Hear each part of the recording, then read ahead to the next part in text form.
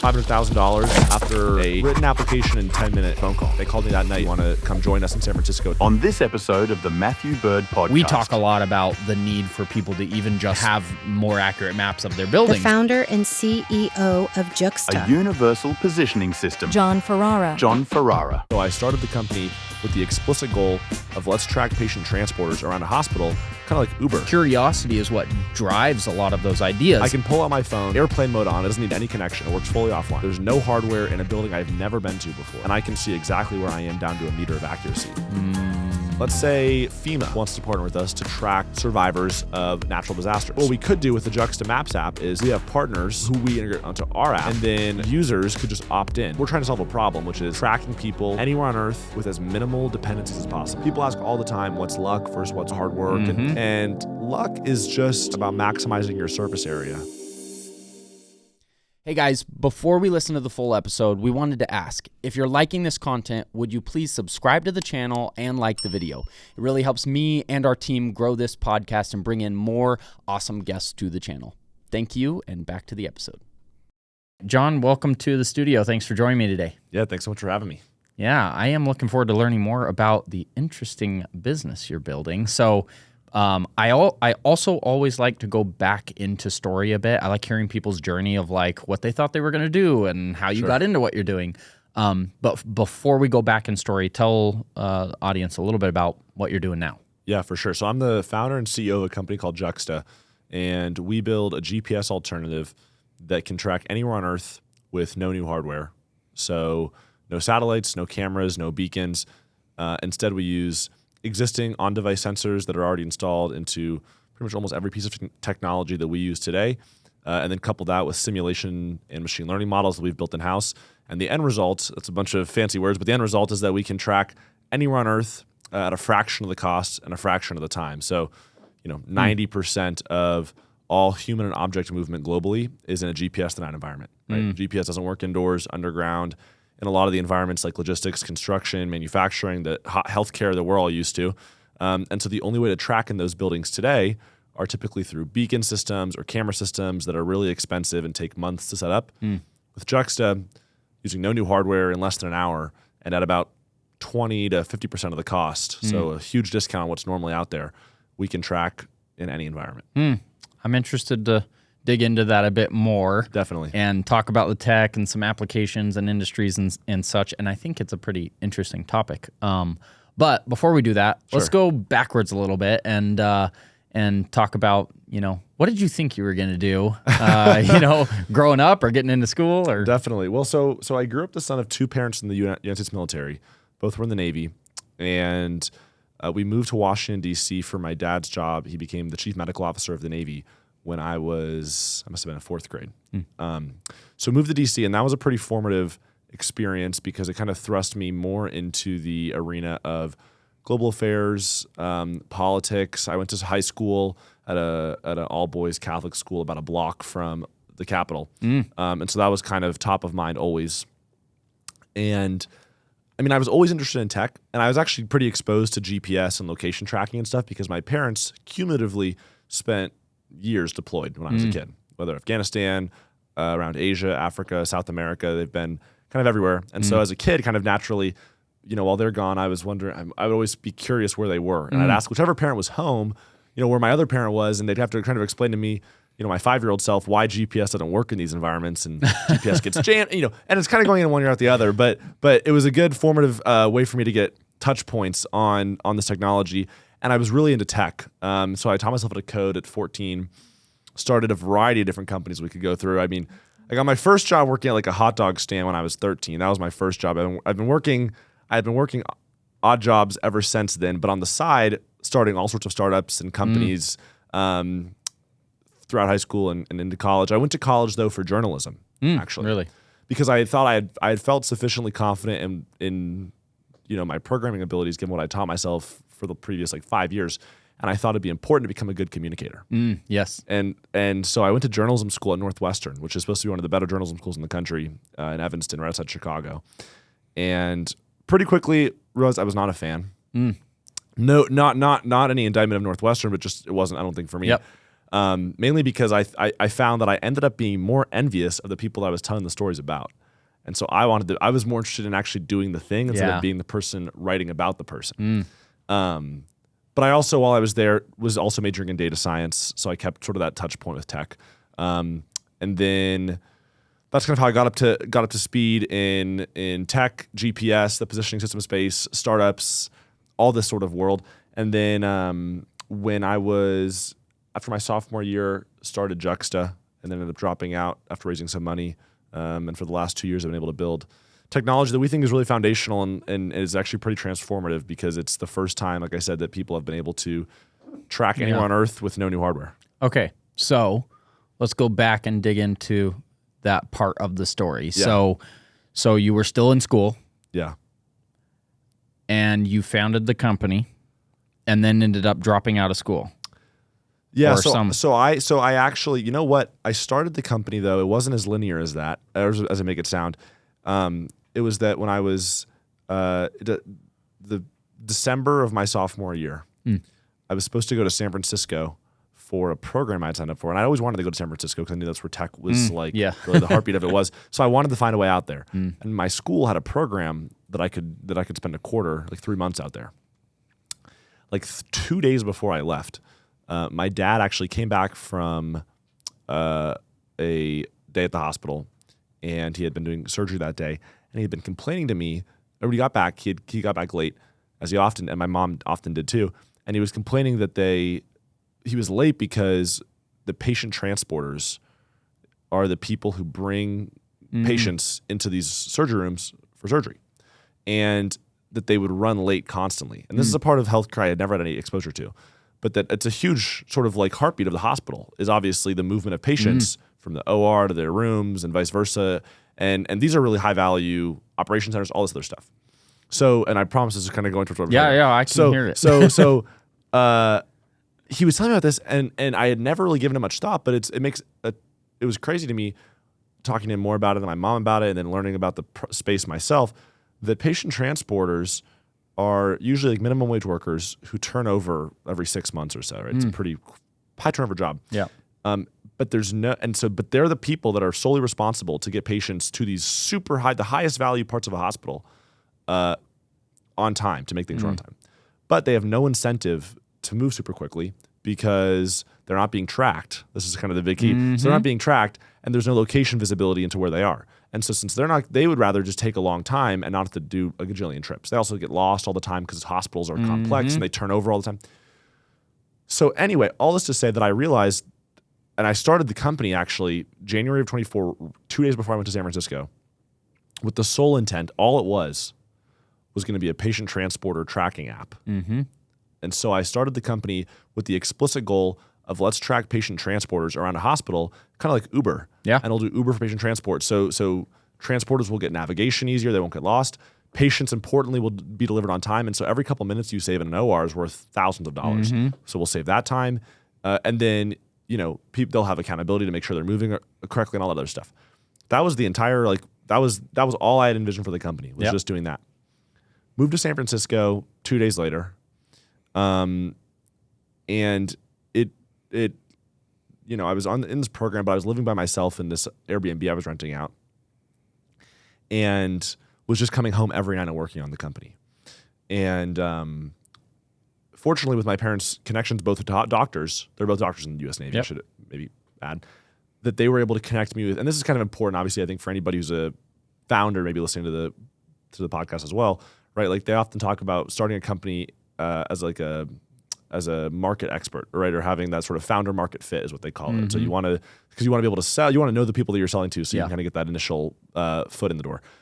Obviously, I wasn't a doctor. I was 19 at the time, and but my parents, fortunately, I had adjacent to founder market fit. My parents were in the space, and so they would connect me with all their doctor friends, and it never actually led to a sale, but it was really formative in understanding exactly why. Because originally, my goal was to make patient transporters go faster. It wasn't to replace GPS. Yeah. That was not the initial intent. So I was like, why don't we just use beacons or cameras? And talking to them and those administrators, then I would hear, well, a beacon system costs $500,000 for my building. Yep. Cameras and beacons take months to set up. We have one full-time IT person doing this. The maintenance, this is all year. And so then over the course of that time in San Francisco, and even for the following, probably 8 months until really late 2024, it was just healthcare business, only for that. But to answer your question about raising money and dropping out, so that was January 2024 is when I started the company. We had raised, I got very fortunate. Being in San Francisco and just kind of being in that area proved to be super serendipitous. And we had no traction. In hindsight, the fact that we were able to get funding is kind of crazy to me. Yeah. I feel like super, super fortunate it worked out that way. We had no product. We had semblances of a product. We had no customers though, and no revenue. Yep. But we got connected with some good investors who believed in the vision of healthcare actually at the time, who have been supportive since then, because now what we're doing is much bigger and is doing much better. But raised about like $500,000. Cool. And that was enough. By the end of my sophomore year, I dropped out, went full-time on the company. And then I've been able, like I said, around August of 2024, we pivoted. We kind of realized the tech we had built in the process of trying to track patient transporters. I said, this is probably actually much more formative for a large swath of the world than just tracking some people in a hospital. It worked. We sell to hospitals all the time, but now we can, like I said, track anywhere on earth. There's a lot of use cases. That's when we zoomed out, started building that out more, and then I've been able to raise a lot of money and sign a lot of customers since that point. That's awesome. Yeah. So, it's always, I enjoy hearing those decisions. Building a company is not an easy thing to do. And it's always fun to hear, where did the idea start, and how did that unfold? And, many of the most successful companies in the world did not start with the idea for the business model they do now. Yeah. Many of them, most of them, even Ubers and Netflix and all those companies. For sure. And actually, what I felt, they talk in Startup Land, they talk a lot about pivoting. Yeah. And sometimes, there's obviously, sometimes you pivot too much and it's a sign that it's not working and you get off it. Yep. But a lot of times it's almost like you're pattern matching. Most of the really big companies, there's like one or two little shifts they make that aren't super crazy, but are redirecting what they started as to what they become. Yep. And that really helps them hit escape velocity. And that's, I think, what happened to us, where the tech was at the core of everything we were doing. We just changed the use case. Yeah. But the genesis for the entire company was from that, like literally that time. It was like December 28th. I remember 2020, I guess, 3. Yeah. And my dad came home from the hospital, and it was just that conversation about why he was late from work. Yeah. And we got on a piece of paper, and he was sketching me the whole process of how patients end up in the OR. And I couldn't even believe that that was how it worked. That's funny. And that all of this, like literally for hospitals who do billions of dollars in revenue, right, every year. Yeah. Hundreds of millions of that revenue is tied up in the speed that a minimum wage, high turnover patient transporter decides they're going to take a patient to their room, or if they're going to take a 30-minute bathroom break. Yeah. Right. And that was the, and so I couldn't believe that. So that's why I started it. And then, by the time, it's almost like, but it got to a point, like I said, towards the end of 2024, where it's almost like you're sort of, it's like, I feel like you're building like Frankenstein's monster. Yeah. or is that Frankenstein? But the point is, you kind of I take a step back and I'm like, wait, look what we've built. Like, I can pull out my phone, airplane mode on. It doesn't need any connection. It works fully offline. There's no hardware in a building I've never been to before. And I can see exactly where I am down to a meter of accuracy. And I was like, this is great for hospitals. But I'm like, this could be incredible for so many things. And look what we've done. Like, this is not using any satellites. It works offline. And we did this for like $0. We could do this in small use cases. And I'm like, so then the idea for Juxta as it is today started there, when I was just like, this is good. And I also hated selling to healthcare. Yeah. It is a really slow sales cycle. Oh, I bet. Yeah. I mean, talking like 18, 24-month sales cycles. And for me at that time in my life, think about it too. 2 years was 10% of my life up to that point. Yeah. so I was like, man, this sucks. Like, this is like taking forever. Like, and I'm a pretty patient person, I think nowadays, especially. But back then it was like, oh my gosh, it was insufferable. So that's how I ended up getting into the world we are now. That's awesome. Yeah. One more question that comes to mind, even around the founding story. When your dad came home and he was sharing that challenge, was that just a fun conversation, or were you like seeking out a startup idea? Or I'm always wary of, and whenever I talk to a lot of founders now who are kind of, and I'm not that I've made it, I'm not some super hot shot, but I have raised. So people sometimes will come to me and ask for advice on getting started, and I know I always tell them one of the big things is, it's very hard to like force an idea. Yeah. If you say like it's hard, it's like sitting there and just like staring at a wall and thinking and just being like, I'm gonna think of something right now. Yeah. It's not always the best recipe. Yeah, You no. kind of force it Yeah. more often than not. I've been there. Juxta, like people don't know this too, and they see it kind of working and you get into Y Combinator and you raise a bunch of money, do all this other stuff. Like Juxta is my 11th startup. Mm-hmm. And I've been doing them since I was 14. Obviously, most of them are not lasting, but like, I tried a lot of things that didn't work, and I've done the stuff. I've been there where I said I just want to do something. Yeah. And I just saw then I do anything, and then you end up building nothing. That's like abuse. And so that's so. But no, my mind is always thinking in that respect. And so like, I had actually just shut down the startup I was working on before Juxta, probably in like October. Okay. And each startup took on more of a life. So like when I was 14, obviously it was a very limited scope. Yeah. The success You rate. learn but you learn something each time. And so I'd gotten to the one before Juxta. I had gotten to the point where I was like, we almost raised venture capital for it. And we had some customers and like we had meaningful, like it was a meaningful business. Yeah. It wasn't like nothing. Yeah. But it just wasn't enough. But so my mind is always active, but I'm aware I don't want to force anything. But just, as he was describing the issue to me, it felt so intuitive. Mm-hmm. And again, which is funny now because that's not what we work on anymore. So Yeah. maybe it wasn't so intuitive. Yeah. But to me, it was. It felt was. so. Yeah, It was a felt, starting and point. I think, to be honest, this is actually a problem. If you're someone out there who maybe is even more tapped into healthcare than I was, and you want to start a business, this is a big business. Still a problem. And I want to like Juxta. We work with hospitals, or we do healthcare now. But what I do is I actually just sell our location technology to vendors of hospitals who have already done all the legwork with the healthcare providers. We just give them the ability to add location essentially into their suite of products, which is a big unlock. Cool. Yeah. So they can offer tons more products to hospitals by being able to offer location. There's a gajillion more data points to collect.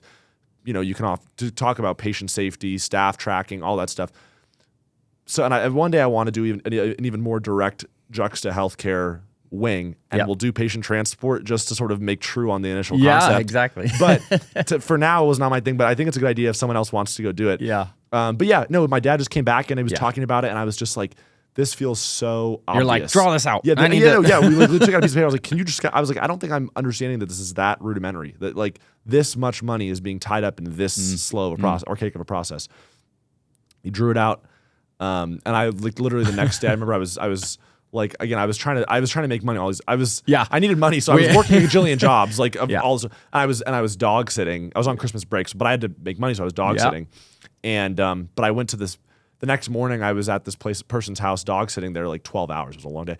And I just was there, though, and I could not do anything. The whole day, I was just thinking about this, and I was like, I know this could be something. Yeah. And then it took off. When you're hungry for startup mode, you're an entrepreneur, you're creative, you can turn anything into a business. Yeah, no, you're like, it's like you have Tell to me be more. careful because you have to make sure the whole saying of like, you want to make sure that you aren't a hammer that's looking for a nail. yes. Yeah. Or you're seeing everything as a nail, or whatever the phrase. Yep. But that can definitely be something that. Oh, yeah. And I've been there, especially when I was like younger. I'm like, I just want to solve something. Yeah.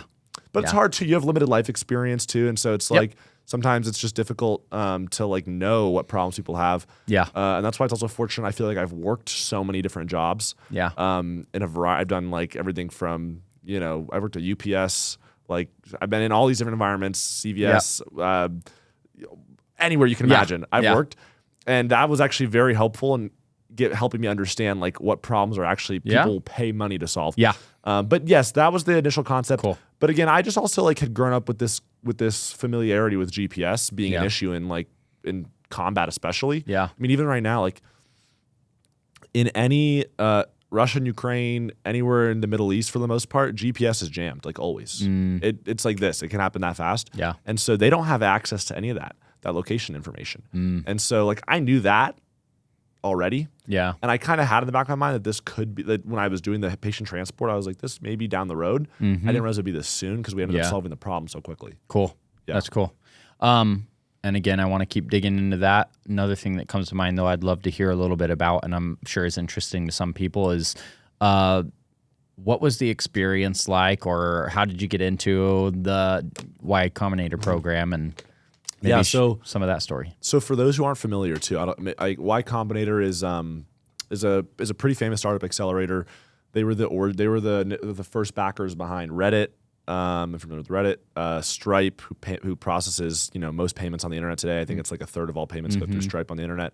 Instacart, Dropbox, all of those kind of formative companies are Airbnb are all offshoots of Y Combinator. And so Y Combinator invests nowadays, the terms have changed, but now they give you $500,000 when you get into the program as an investment. So they take equity in exchange for that. And they give you, it's like a 12-week program. You get a bunch of different mentorship from really, really impressive founders and people who've gone through it. And then at the end, there's like a demo day where you typically will raise follow-on capital from venture capitalists. Nowadays, because they've established themselves as the sort of top accelerator in the world and have a really good taste in the companies they pick, and it's $500,000, which is obviously a lot of money, especially for if you don't have a lot of reputation and you want to get that initial funding, it's a great way to do it. It's very, very competitive. So I think in my batch, they run batches every year. So they do this a couple times a year. In my batch, the acceptance rate was, I think, like 0.6%. So they take like 100 to 150 companies and like 20,000 apply. And so fortunately, we just got it. So I filled out an application. Basically, you say like, and at this point, we had pivoted to the broader concept of what we've done. So this is now we're in May of 2025. So a little like less than a year ago, and fill out the application. It's not super long. You say like, what are you building? What traction do you have? What makes you unique? Here's a demo video. Here's whatever. Submit it. And I didn't think I got in because they kind of typically have loose deadlines of when they get back to you, and I hadn't heard back at all. But then like the day before they were supposed to announce or be done with everything, I got an email that asked for an interview the next day, which was very exciting. That's cool. And so got on the call, and it's like a 10-minute call. It's like also why it's super famous and popular is because after one application and a 10-minute call, if they like you, they give you $500,000. It's literally there is nowhere else in the world probably where you can get $500,000 after a written application and 10-minute phone call. Yeah, it's like unlike anything else. They know what they're looking for. They know what they're looking for, and they just go like this. So I got on the call. Fortunately, they were fans, and then I heard back that night. They called me that night and said, it was like almost midnight. They called me and they said, "Do you want to come join us in San Francisco? It's an in-person program."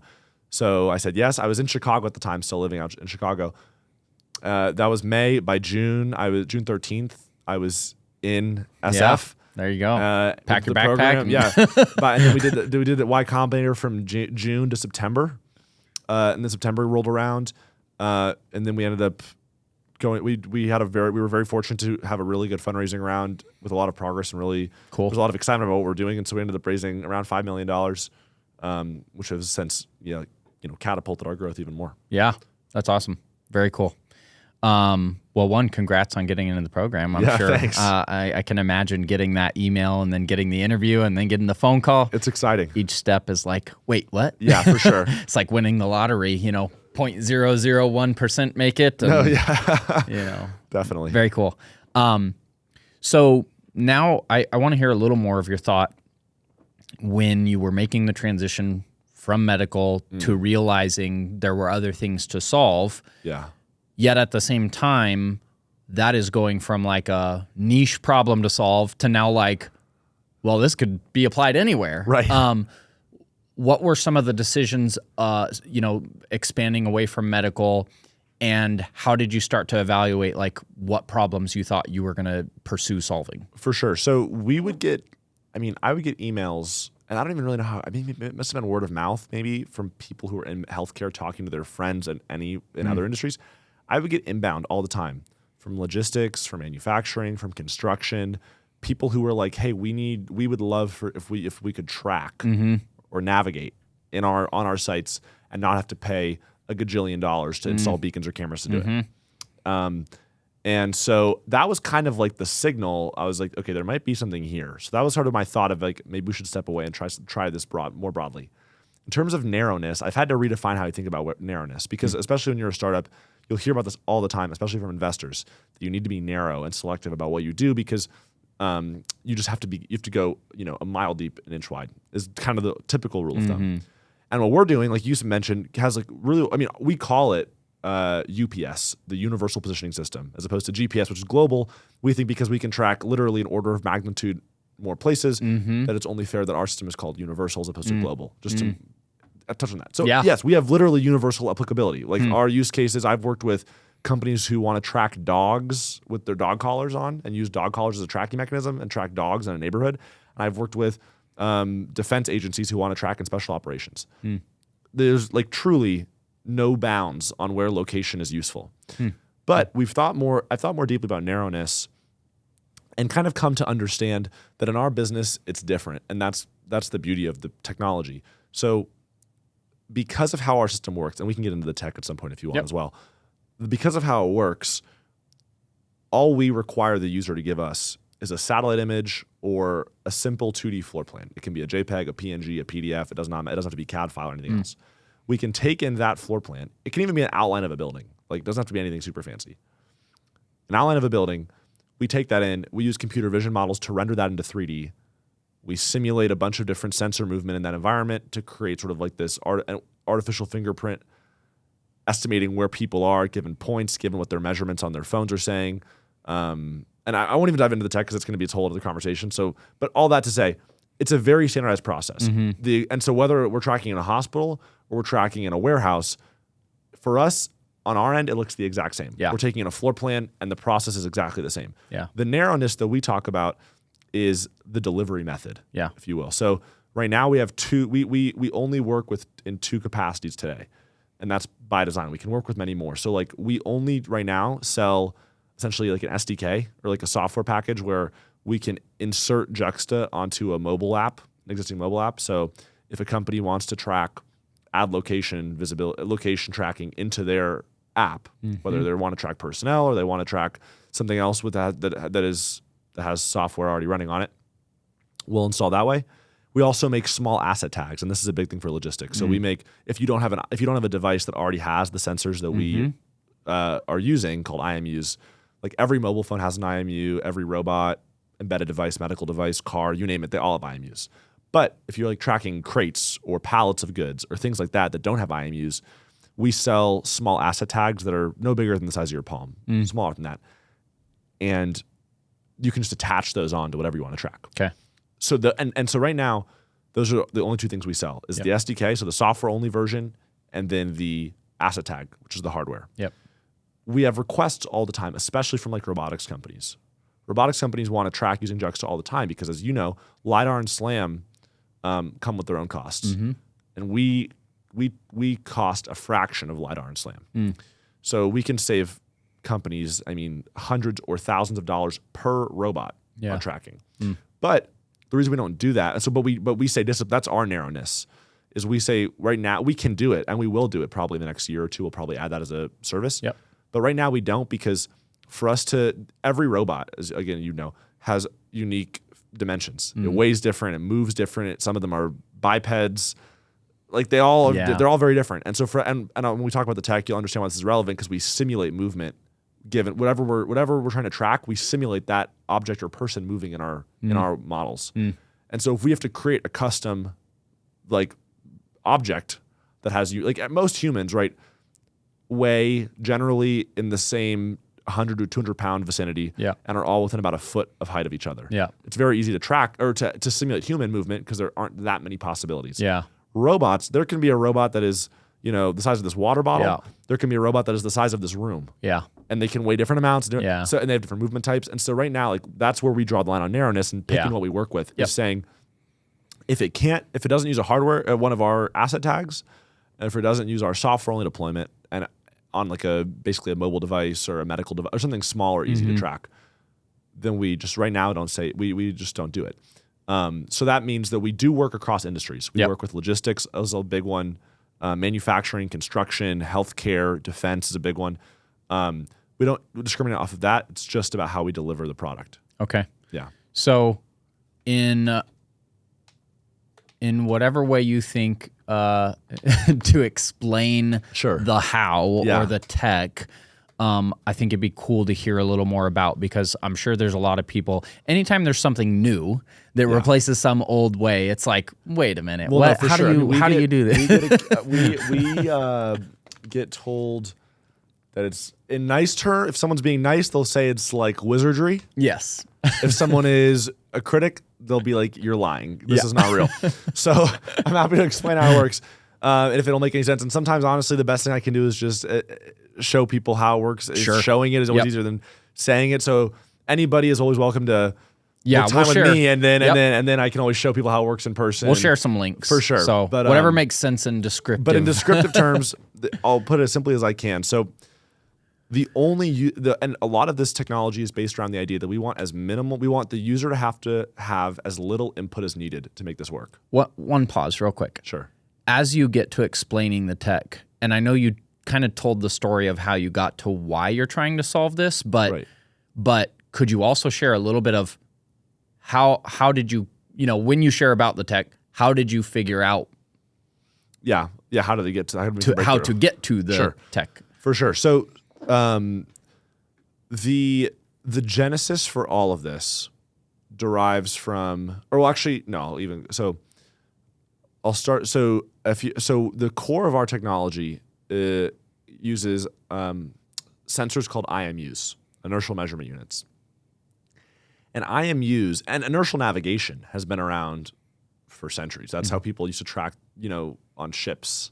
They would, inertially. The reason that it's long not worked at scale, so the reason that I should back even more, the reason that inertial navigation systems are good is that they are hardware light, right? As long as you have, nowadays an IMU is an accelerometer and a gyroscope. So it's speed and orientation, and sometimes a magnetometer, so like magnet data. But we don't even use that. We just use speed and orientation. The good thing about that is those sensors are super ubiquitous and found everywhere. So you can do it with no new hardware, which is really valuable because it just makes it very scalable and works out of the box. Traditionally, the downside with IMUs have been they drift a lot. And so drift is just means that there's noise in the sensors, and so they're not perfectly accurate. So the longer you use them, the noise accumulates and they drift off course and they're no longer accurate. And that happens traditionally that's happened pretty fast with IMUs. That happens in a matter of minutes oftentimes. And so that makes it not really scalable in any meaningful way. And that was the core problem that we had to really account for is how do we mitigate IMU drift? And the only sort of conceivable way to do that previously has been that you would go on site to every place that you wanted to track and collect what's called fingerprint data. And fingerprint data is essentially, I would go around, I'd walk around a hospital and with a special device that has very little noise, so that's very accurate measurements, but they're very they're not found in your phones. Your phones are using pretty simple IMUs. And as I'd walk around in whatever space, I would create a fingerprint that would say, at this point X, the IMU measurements are usually going to be A, B, and C. Yep. And at point Y, the measurements will be D, E, and F. And I would walk around the entire hospital and would create a big fingerprint that would say, at these points, the measurement should be this. Yep. Now, obviously, that maybe for our healthcare business, that would have been fine. But I was thinking to myself, well, if you can solve that piece, and you can and even that with that fingerprinting process, there's still a lot of drift, but it's a little bit more doable. But still, if you can solve that piece of having to go on site to everywhere you want to track, you kind of unlock a lot of possibilities. Because if you can do it remotely, the size of the space, the benefits are really large. If you can again mitigate the drift, you're talking about no hardware, so it's really fast to install, it's really affordable. And inertial navigation systems have always been good because they're just responding to the movement of the body or the object that it's on, right? Because it's just responding to the speed and orientation of the thing. So it can go anywhere that an object or an asset or a human could go. It can go underground, it can go in mines, it can go underwater, it can do anything. Yeah. Because it's just responding to movement. It's not pinging out to satellites or anything else. It's just local. So it's more secure because it's local. It can work offline. It can track. The coverage is universal, and it's really affordable and fast. So I was like, that was my first thought, because of all these benefits, if we can make it would be worth investing in and looking into, is there a way that we can do this without having to be on site? And so I remember one day, I can tell you exactly when we figured this out. I figured this breakthrough out. I was sitting in my kind of dingy apartment in actually Evanston, Illinois, not even Chicago. It was outside Chicago. Evanston, Illinois, which is where Northwestern actually is, but I wasn't a student there anymore. I just had my lease signed. And I was stuck there. So I was in my house, and I was just like, it was actually one of these. I was just staring at a wall. Yeah. And what we talking about, I was like, So maybe staring at a wall is a good way to problem solve. It might not be a good way to like come up with an entirely new problem to solve. Yeah. Right. It's good if you already have something in mind you're trying to solve. Yeah. But I was sitting there and I literally just thought to myself, well, what if we could like simulate this process with everything all the technology there is today in machine learning? What if we could simulate the hospital, and then we could accurately mimic millions of humans walking around this space with accurate physics, and we could generate artificial IMUs that would respond to how these humans move around the space. And that would be really big, because if we could simulate that movement, then one, we can simulate it millions of times over, more than just me walking through a hospital once, right? So we can get much more resolution, higher resolution. We also can do it remotely. I can do it I can run a simulation from my computer anywhere. I don't have to be at the hospital, which is the big unlock. And it's much faster. For me to walk a hospital, hours. For me to simulate it, minutes. Yep. Right. And so that was my thought: is this possible? That was the question: is if it's possible. That was the idea was there. Yep. And so then, since that point, it's just about been trying to make that actually a reality. Yeah. And so in terms of and now we have, and so the way that it actually works in practice now is the user, whether it's a warehouse manager or the Defense Department or Department of War wants to track, they upload through our web portal the floor plan or the satellite image. It works indoors and outdoors of the space they want to track. We then use computer vision that we've to render that 2D layout into 3D. So we turn it into a 3D model, and then it's in our simulation, which is what we call synthetic fingerprinting. So instead of manual fingerprint, it's synthetic. In that 3D model, it's a game engine actually that has like hyper accurate physics, logic, and we simulate millions of people or things, whatever we're trying to track, move around the 3D space, and as they're moving, we can create the artificial. We're instead of me walking around it and there's an actual IMU, we've built it such that all of these things are happening artificially, but they're all very accurate. Yep. So our artificial IMUs respond very accurately to how our artificial humans walk around that space, and we've trained a lot of data on so that the humans walk in a very human-like way, and we normally distribute for people who have different gait patterns that are dictated by their weight, their height, if they limp, if they have a fast walk, whatever. And then we can generate those data points. And again, because we can simulate all types of people, we can get data that's unique to, again, somebody that's 6'5" and somebody that's 5 feet tall. Yeah. And when we can account for all of that, as opposed to just me recording that data or anything else if I was in person. So then we simulate all of those data points. It's millions of these data points. And then we train machine learning models on this data, and then are able to deploy that as just software onto any IMU-enabled device. Like I said, every mobile phone, robot, vehicle, embedded device, car, you name it, they all have IMUs today. Yep. Or we use our asset tags and they have IMUs. So that's how we use the asset tags if they don't have an IMU. And then what's happening is in the real world, when the user is walking around a space, we're taking the IMU measurements that are streaming on their device, and we basically are, the simplest way to think about it is we're cross-referencing what are their measurements that they're getting in real life, and where did those measurements occur in our simulation. And we can find where those align, and then we can say in the simulation we knew that these were happening at point X, therefore this person in real life is probably at point X. Now that's some simplification. There's more stuff going on. We have a lot of, and the big thing, like I said, is drift. And so our simulation, but we've built is one drift loss method. We've built a lot of really, really powerful machine learning algorithms that minimize drift by 90+%. So now we can track for very long amounts of time, very accurately. And so now you have the benefits of IMU without all of the downsides. But what's really happening is we're just streaming the user's IMU data that already exists. Your phone is collecting it right now. It's the same sensors that are powering your Compass app in some respects, right?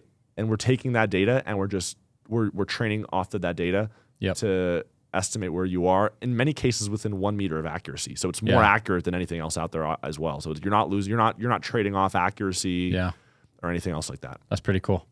And you have some pretty smart people on your team helping. Is that right? We do, yeah. So we have. So it's a very. I don't know if what I just said makes any sense. Hopefully, to people listening. Hopefully, that was clear. A lot of it will make sense to a lot of people that. Okay.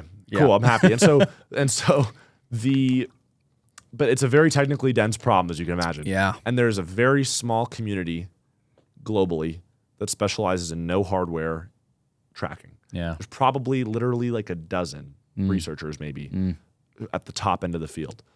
And they're almost all in academia. Yeah.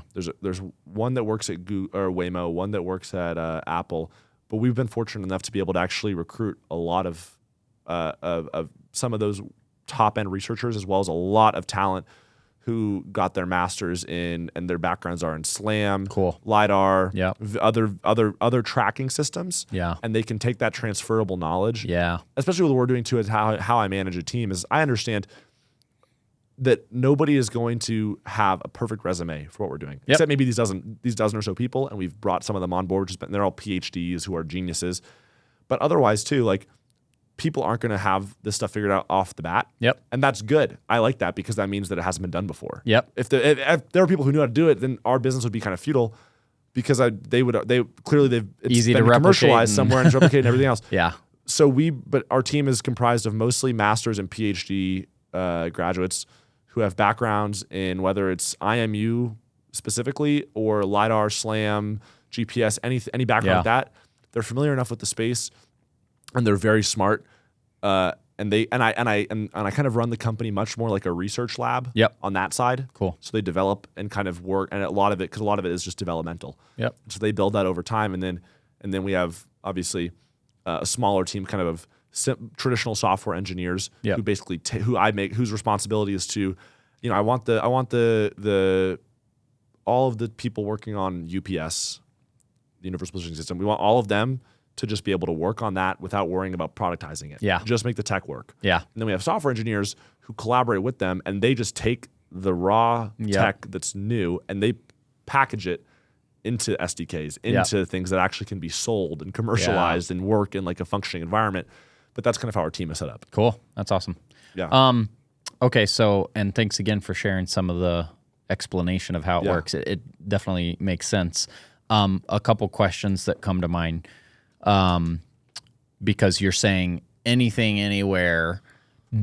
Is there a difference between, someone saying, hey, I want to do it just for this warehouse or this hospital versus can you just upload an image of the whole city? Yeah. And it's all the buildings and what does it look like? So I should also caveat our anything anywhere policy, quote unquote. Right now we don't do like open air Z-axis tracking. Okay. So like drones, it's not that it isn't possible. It's just that you can imagine for us to simulate like unrestricted open air space is just computationally intense, and it probably doesn't make sense for a lot of customers at this point in time. Yep. So not impossible, it's just that we don't really do it. So we do everything that we're talking about typically is like ground. Okay. Underground, whatever. But we're just basically saying not drones, missiles, planes, things like that are not our business right now. But in terms of your question was like area. So individual building versus a whole city once at the we can do hundreds of square miles at a time. So we can, and sometimes we do. We have certain customers, I'm not saying this is what we do now, but I'm saying you can imagine there are probably, applications in government where they might want to track or have access to tracking huge swaths of land. Yeah. That's totally possible with us. And we can do it faster than any other technology out there because, again, our simulation happens like this. Yep. We're not going on site. It can be done remotely. Yep. So a lot of our customers are just warehouses or hospitals or who have 1 or 2 or 3 buildings that are still large, or they have campuses, and those are totally doable and up our alley. But then we have other customers who want to map huge areas, and that also works. Okay. And again, the way that only works because of the way we've built the program and the platform, that it is so scalable. You could never, if you wanted to install beacons or cameras across a country, a country's worth of land, that would be impossible. It would be expensive, but it would also be impossible to go. Imagine trying to install enough beacons to cover the state of Idaho. Yeah. It would take, just so much time. Yeah. What about the accuracy of tracking, like let's go back to a hospital, for example. So, it's a large building or maybe multiple buildings, and it's 10 stories and it's basements and so if someone gives you a either floor plan of that building or even just a Google Earth where maybe you don't know how many levels it is. Yeah. Do you actually track all the levels of positioning of where? So it depends on, again, that depends on the device because IMUs, like I said, are just tracking right now. 6-axis IMUs our accelerometers and gyroscopes. If you want to track altitude, we're talking more about like barometers and things of that nature. We can leverage that in if they're using devices that have barometers enabled. So like iPhones, like totally fair game. In terms of accuracy, typically, you get better results. We typically will get better results like indoors than outdoors. So indoors, we can often give you, hopefully sub-meter, but traditionally definitely sub-3 meter accuracy. Yeah. Okay. But a lot of times sub-meters, you're talking about, a couple feet. Yeah. Then if you're talking outdoors, the accuracy degrades a little bit. One, because I think it's harder to accurately simulate that environment because outdoor environments are changed so much. You might, there might be a tree branch sticking out in the ground that makes you trip, or there might be a small little incline you can't account for. So there's things like that. And then also, I won't get super granular into the details, but there's just a little bit more unpredictability around drift and all that other stuff. Yeah. So you're typically with outdoors, it can be as good as a meter. It can get up to five-ish meters. Yeah. Still talking about, it's pretty good actually. Still, Yeah. I mean, it's not like it's not a bad. It's still totally functional for a lot of use cases. But our accuracy is usually best in like indoor, detailed places. But we can work anywhere. Yeah. Is it if you have, because I'm just thinking through different industries or applications, and even from some of our community that's doing indoor mapping of buildings, and you actually have accurate floor plans of every room and everything. That increases accuracy a lot. Yeah, that's what I was going to ask next. Is the crossover there where it's like if you only have a Google Earth image of a building, the accuracy is worse than if you have a detailed floor plan for sure. If you just have an outline of a building, that's where you'll maybe get like the 3 meter accuracy. Yeah. If you give us a floor plan that has the walls, the doors, everything labeled, we can get you down to probably, like I said, half a meter in many cases. So we work a lot with companies right now, like we work a lot with different location companies right now who specialize in mapping or something like that. And and again, because a lot of our business model is we will sell to vendors as sort of a foundation layer, and they can build whatever applications they want on our location data. So then whether it's, so we work a lot with different companies who want to track, who have the mapping data, and they want to take those maps, they want to go to their customers and say, hey, we can offer you wayfinding around this place. We can offer personnel tracking, so you can see exactly where everybody in your building is at all times. If it's hospitals, we can offer patient tracking, so it's safe for safety and compliance, anything like that. And so we that's been a pretty actually appealing sort of like use case for a lot of our people out there. Yeah, I could see that because I've seen there's a lot of technologies or companies that come to mind that are trying to do something in the space of mapping a space, and then but the tracking piece isn't really there, and it's like, here's a new type of technology or process that could tap into that, so now you can have actual location information of where you're at. Yeah. What's kind of your roadmap look like right now? You're in development, but you're also actively working with clients. Yeah, so I mean, we're right now, we are working with customers. We're a bit slammed with demand, so it's just right now our next available sort of deployment window is probably late April. So that's we're deploying with customers before then, but in terms of new customers that we're adding on, we're kind of just rate limiting it just so we want to make sure we do a good job with everybody. Yep. In theory, it's, like I said, very scalable, so it could happen with a lot of people at the same time, but we just like to keep it restrained for now, especially as we're a little bit younger of a company. But so right now, probably over the next year and a half, the objective is to get into as many of these logistics, construction, warehousing, hospitals, defense settings as possible with our traditional SDK or asset tag offerings, software only or hardware tag offerings. Yep. And then, probably soon after that, expand more to robotics. We'll add in more of a Z-axis offering and functionality that's more approachable for a lot of customers. So, tracking in the air vertically in all these open spaces will be something that we want to explore. But right now our goal is just to be the best tracking system for any ground asset or person that there is on Earth, whether it's GPS, we're not trying to be a GPS. I mean, we understand that to start, it'll be a GPS complement, right? Use GPS when it makes sense because you don't have to do any simulating or pre-mapping. Yep. If you're out in a big open area space outdoors, it's great. Yep. And if you go inside, then don't. And so right now, like with our platform, we'll toggle between those. So if you're like we work with a lot of like trucking companies. Yep. We can track the asset when it's in the warehouse up until it's on the truck, and then once it's out on the road, we switch to GPS. Yep. And then when it's back in a warehouse or at a port, we can switch to ours. Cool. So we can toggle that way. Our ultimate goal, though, years on the road, is to replace GPS entirely because we think again, we can do everything it can, but it's more secure. It works offline. And importantly, it's compatible. We can seamlessly go between indoors and outdoor environments where GPS can't. Yep. And so we want to sort of integrate that and fuse that future. That's down the road, but that's kind of the ultimate ambition is to just replace it and be like the next era of positioning systems and stuff like that, which, I think makes sense too, because it's like if you really want to get ambitious and think about way down the road, like if we ever go to a different planet, if humans ever live on Mars, right? Which he's trying. Right. There's one guy right, trying. Yeah. And but or if we go to the moon or whatever, like, are we really going to ship satellites like millions of miles away? Like, or are we just going to use a sensor, inertial measurement unit that's the size of my pinky nail and track that way? Yeah. Right? Like, again, that is so far down the road, and that's kind of a science fiction thought experiment, but it's not. The point is just functionally, if you could use something that is local on your body as opposed to relying on a satellite that's thousands of kilometers orbiting above you, you'd pick the one that's right on you. Yeah. You're young enough. Yeah. I hope you'll see somebody trying to build on Mars. Right. And hopefully we'll be there too then, I guess. That'd be a pretty cool, that'd be a good work trip. I have my work trip over to Mars. Yeah. Expense report, flight on a rocket ship. Exactly. That'd be a big reimbursement. I remembered one of the questions that I lost a minute ago.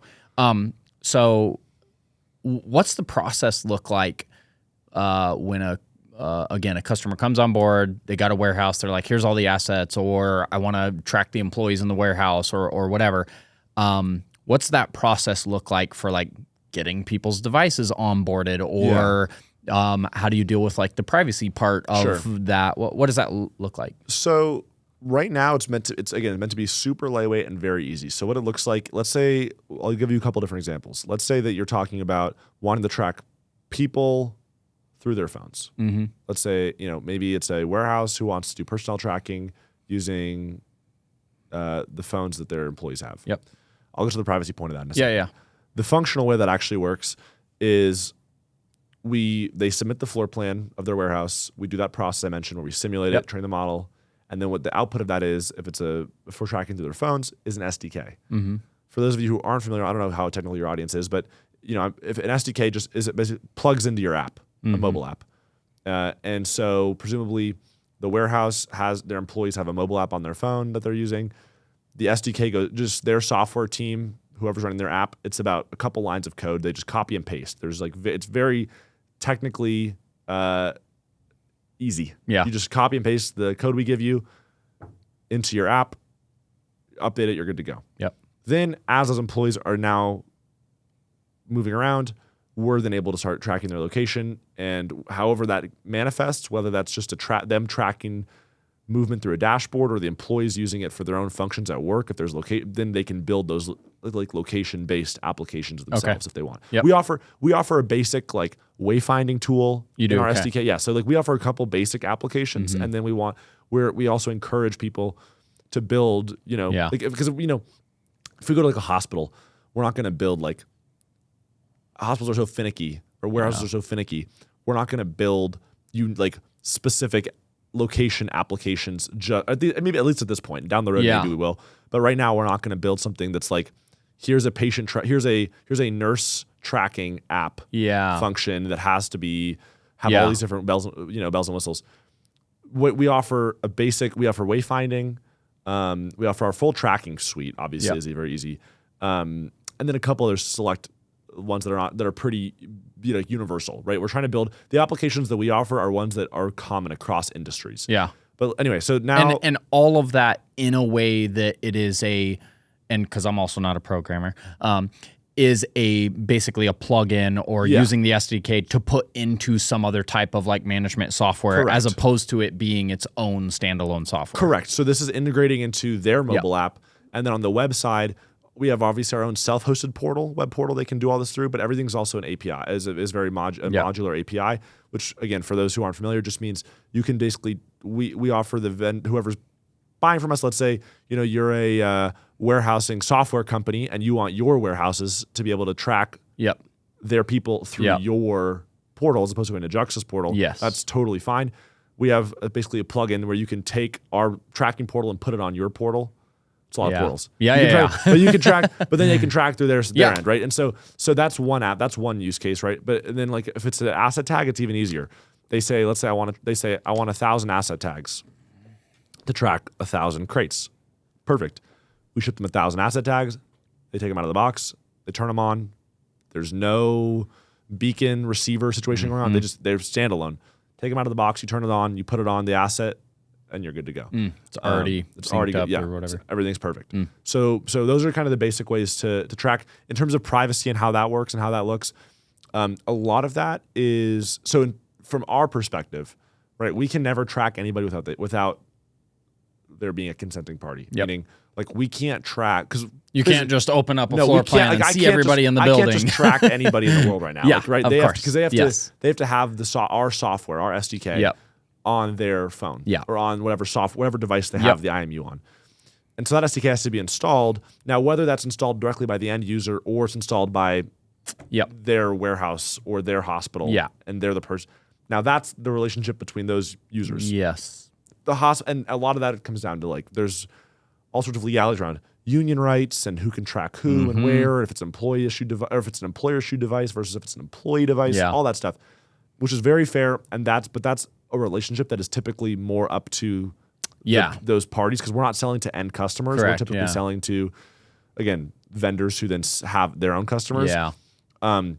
But again, we're never tracking without people without consenting. And also, like, we can do easy things like geofencing bathrooms. Right? So we're never going to track someone going into a bathroom. Yeah. So those things are very easy to do. Yeah. Okay. And so, like, we're not tracking someone out of the bathroom.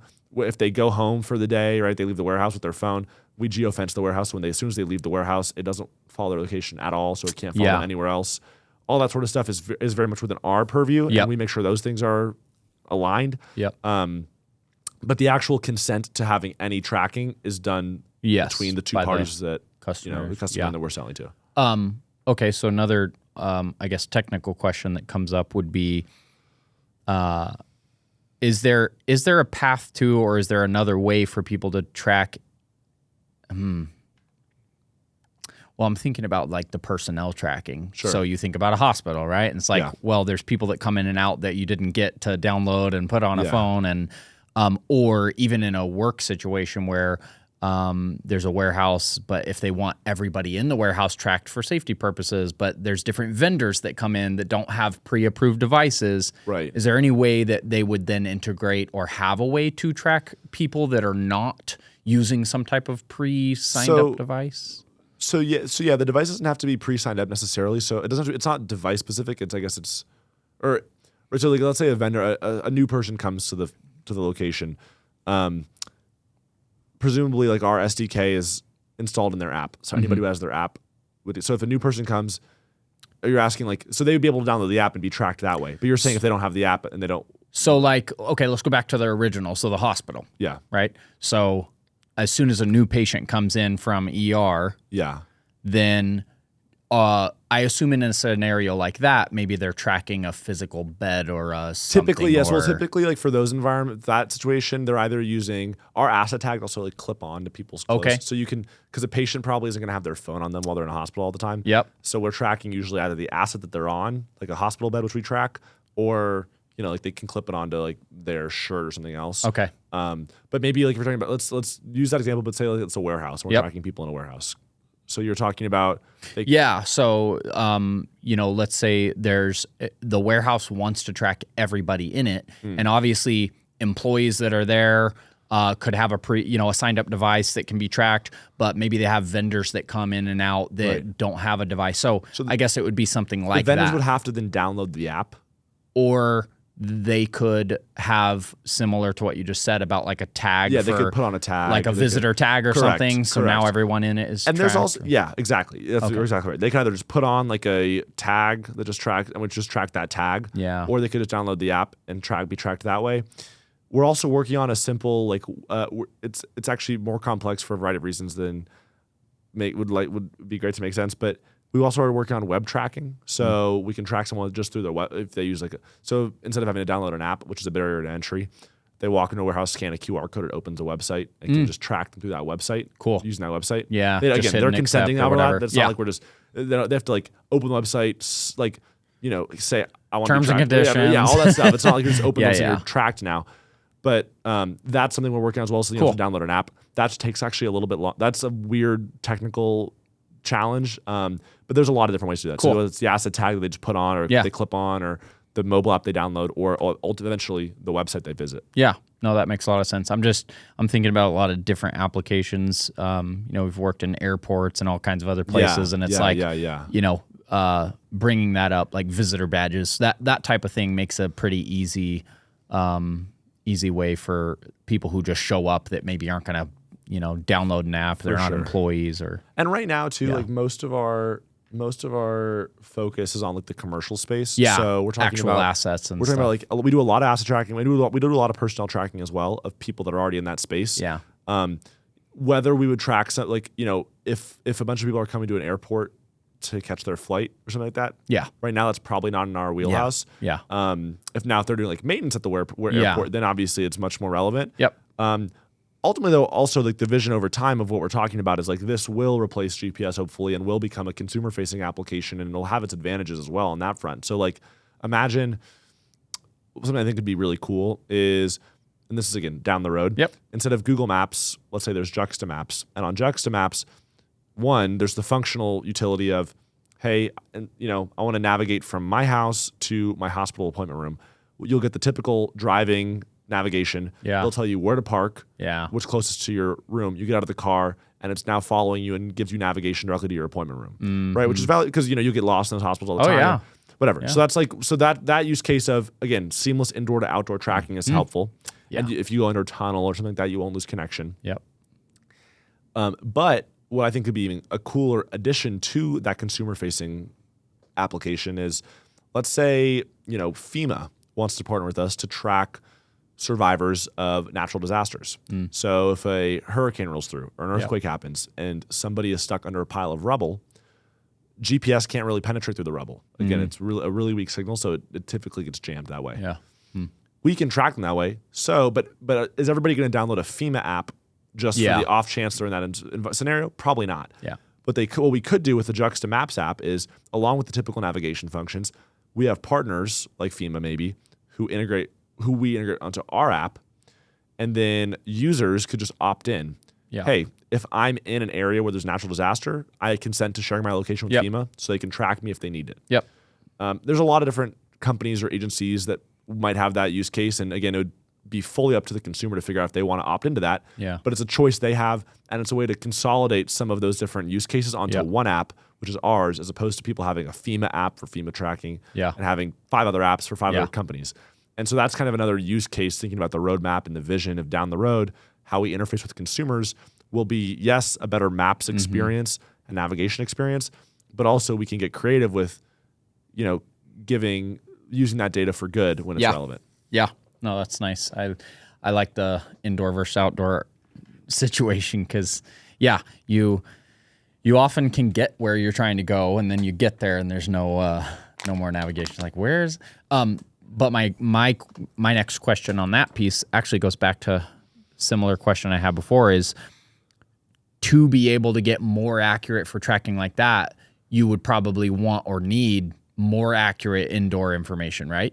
Like if you wanted to help someone actually navigate to their room number, you couldn't start with just the overall building. It would be pretty accurate still. It would be totally functional to get them within a room radius of where they're going. It would be dependent on whoever that was, the hospital or the room, having accurate room information in their platform, right? To then use your wayfinding. I suppose so. And I think so. And if I get what you're saying, and yeah, part of that vision of that future obviously relies on us having enough mapped spaces. Yeah. Because if we don't have any map of the hospital, we can't Yeah. route someone to a room number because we don't know where the room number Yes. is. Yeah. So, but that's why it's down the road, Cool. probably a good amount. And let's say we work with, or eventually maybe we partner with just like cities. Yeah. So like Boise, maybe, Yep. is like we want Juxta to be able to for our emergency services too. So again, Yep. you can consent to emergency services tracking you Yep. if you need to, or if you're in a God forbid like a school shooting or something like that. You're able to actually be identified that way. Yeah. Right. And we work with certain police departments on that right now. Yeah. But then if we partner with the city, right, we just get tons of floor plans. Yeah. From all of their Yep. services, Yep. hospitals, schools, Yeah. things like that, and then we can kind of put that together more. That might be one way to go about it. But yeah, we would need a mapped.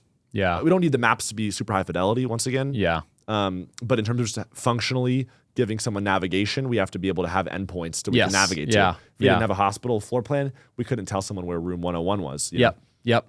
Yeah, and see, that's where my mind goes, because that's a lot of what our community does is like full 3D mapping and models and drawings, and there's so many buildings that don't even have accurate maps and stuff. Totally. So I just see the two connecting of like, okay, yeah, that future state. We talk a lot about the need for people to even just have more accurate maps of their buildings for renovations and expansions, and so I could see the two in that long-term vision definitely having some crossover. Yeah, for sure. I think it would. Very cool. Okay. Well, unless you have more thought on the technology itself or things that you want to share, I feel like we've covered a lot on what you guys are building, the problems it's going to solve, kind of sure. some of that aspect. Definitely. I think so. I think we have kind of covered everything. You're a good interviewer. You ask a lot of good questions. Hey, thanks. It's fun. It's you're on the fringe of section we talk about a lot, and the technology. There's lots of crossover. So I didn't, hearing IMUs and all that wasn't the first time I've heard it. Good. I'm glad. Well, then as we start wrapping up, I'd love to just ask some more high level questions. Sure. Like what comes to mind as, from the founder story and some of what you're building and doing?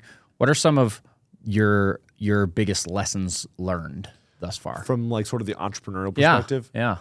I would say the lessons are definitely more learned from all the things that haven't gone well. Yeah. And I've had a lot of those up to this point. And now I can kind of appreciate them with again, not that we've made it by any means, but that we're on the way there. So stuff like as high level as, again, you can't force a solution that isn't there, right? I always tell our team, we are in the business of solving a problem, not offering a solution. And so if tomorrow, and I do that because it's important, and one of our principal advantages of being a startup is, we are more agile than a big company who has thousands of employees and has to go through a gajillion bureaucratic layers to get something done. If tomorrow we discovered a research paper that offered a better way to do tracking than we do today, which I don't think is out there, but if there was, we should do that, right? So we have to be, so we're trying to solve a problem, which is tracking people anywhere on Earth with as minimal dependencies as possible, as few inputs as possible at a low cost and really quickly. If there's another solution out there that does that, or another option that's what we should be doing, because we're trying to solve that problem. Yeah. We're not in the business of trying to force a solution that just because we've spent time on it. It's a sunk cost. Yeah. So hopefully we got it right, but if we didn't, it's a sunk cost. It's time to do the right thing. Yep. So I tell them that all the time, and that's something I've learned over the course of a lot of failed experiments is forcing a solution, trying to fit a round peg into a square hole. Yeah. Mm-hmm. That's a big one. So stuff like that, right? Obviously, having things like founder market fit is really helpful. Being in a space, whether it's you or someone that you know intimately, like your parents or your friends or your classmates, that is a space that you're trying to sell to, is very important, because it's hard to get off the ground in a space that you don't know a lot about, because you can't really always build a good product. Yeah. That's part one, because you don't know the space that well and the problems. But number two, you have to actually sell it. And so who are you going to contact? Who's going to trust you to buy it? And so that's the other value point there. And then those are like sort of like meta, like here's what to do, here's what not to do, I would say from my experience. But then the other is just that like, and they tell you this when you go through Y Combinator and everything else, that just a lot of times like a company or a startup just dies because they give up. Yeah. Right. If you, and it's not always the most fun way to live, but if you just stick around, like there's a good chance something will just happen, like because you're just there. But now that doesn't say that you can build like $1 trillion company that way. Yeah. But if you're like, I just want to do this and make this happen and make this work to some extent, if you just don't quit, usually, at some point, luck is going to go your way. And that's people ask all the time, what's luck versus what's hard work, and luck is just really like about maximizing your surface area, right? So it's like you get more shots on goal. It's just like one will go in and it seems lucky maybe, but it's just that you shot more goals, took more shots.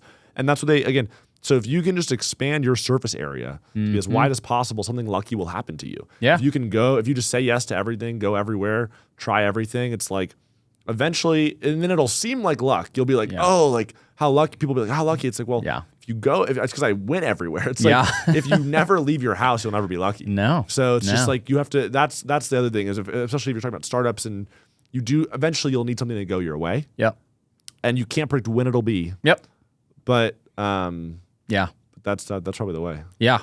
It's, I think the most used quote that I, borrow is the Wayne Gretzky, you miss 100% of the shots you don't take. No, absolutely. And it's so fun. Yeah. Luck doesn't find you, well, it's also just like, and it's also like everybody who is alive today is proof that that's the case, because it's like wherever you are now, I was thinking about this, like, this is like really meta, but there was like, you never know what's going to happen any given day. Yep. Because the day that December 28th, 2023, when I started Juxta, there was like literally a second that existed before Juxta was conceived. Like my dad had walked in the house, and I had said, "Hey, how are you?" We hadn't done this part yet, and Juxta was like not even. I woke up that morning, I had no idea, and obviously this is like existential. But the point is, it's like you literally never know what's going to happen any given day unless you show up and do it. Yep. Because there exists a second before every second where something happened. So it's like, and that applies to a lot of things throughout life and relationships and everything else where you don't know there was a period before and then after. Yep. But if you never get up and try, you just have to get up because you have to try. Yep. Well, and I think a couple things that stand out that most successful founders or businesses, the thing that also stands out with your story is one, being curious. Curiosity is a huge driver, because if you never let yourself be interested in like, well, wait a minute, how was this done? How can I do this better? How do you solve this problem? Like curiosity is what drives a lot of those ideas. Then I think that's where a lot of people even then get stuck, is there's a lot of people who have the idea, but then they lack the action. For sure. And it's that combination of like curiosity and action and being willing to, another thing we've talked about is pivoting. Like sometimes it's not that first thing.